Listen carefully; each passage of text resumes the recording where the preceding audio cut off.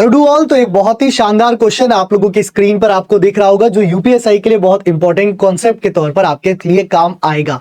जैसा कह रहा है 2 का संबंध 3 से है तो 5 का किससे होगा। आप कह सकते हो कि सर 2 + 1 हो रहा है यानी कि 3 हो रहा है, तो यहां आप कह सकते हो 5 + 1 6 हो सकता है। दूसरे इसमें लॉजिक लग सकता है कि सर 2 × 2 यानी कि 4 - 1 यानी कि 3 हो रहा है, तो आप यहां कह सकते हो सर 5 × 2 - 1 जो है वो 9 हो सकता है। या आप कह सकते हो 2 का स्क्वायर 4 - 1 यानी कि 3 हो रहा है, तो यहां पर आप कह सकते हो 5 का स्क्वायर 25 - 1 यानी कि 24 हो रहा है। और यहां आप कह सकते हो कि 2 और 3 जो है वो दोनों ही प्राइम नंबर हैं यानी कि अभाज्य संख्याएं हैं।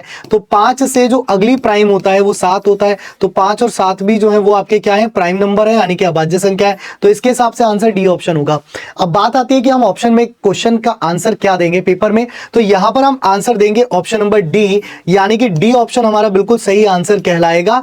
क्यों कहलाएगा? एक ऑर्डर ऑफ प्रायोरिटी होती है, ऑर्डर ऑफ प्रायोरिटी में जब हम एनालॉजी पढ़ते हैं तो वहां पर समझाते भी हैं ऑर्डर ऑफ प्रायोरिटी क्या होती है। तो ऑर्डर ऑफ प्रायोरिटी के अकॉर्डिंग सबसे पहली प्रायोरिटी जो है वो दी जाती है प्राइम नंबर्स को, उसके बाद स्क्वायर या फिर क्यूब को, देन मल्टीप्लाई डिवाइड को, फिर प्लस और माइनस को, देन ऑड और इवन को, देन मिसलेनियस प्रायोरिटीज में आती है। तो ऐसे ही बहुत शानदार कॉन्सेप्ट जानने के लिए मेरे साथ रेगुलर जुड़िए सुबह 8 बजे यूपी एग्जाम्स वाला के यूट्यूब चैनल पर। Thank you.